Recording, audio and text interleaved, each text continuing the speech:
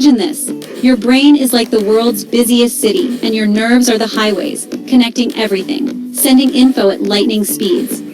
But how does it actually work? What is a nerve impulse, and how does it zoom through your body? Let's break it down.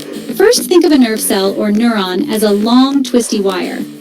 On one end, you've got this branchy bit called dendrites, kind of like the roots of a plant, grabbing incoming signals.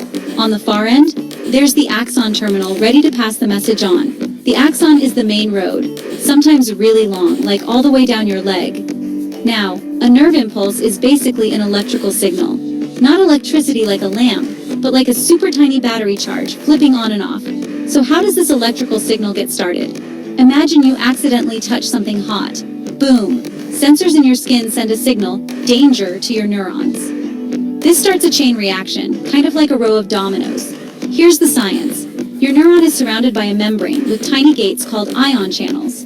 At rest, the inside of the neuron is more negative than the outside, thanks to charged particles, ions like sodium and potassium.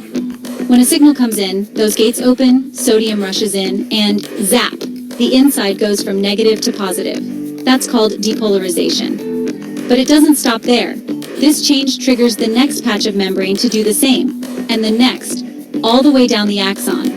It's like a stadium wave, with each person standing up as the energy gets to them, then sitting back down. The signal doesn't actually move down the neuron.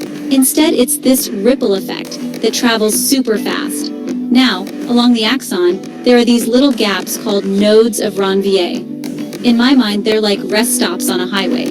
The impulse jumps from node to node, which makes it way faster. This is called saltatory conduction.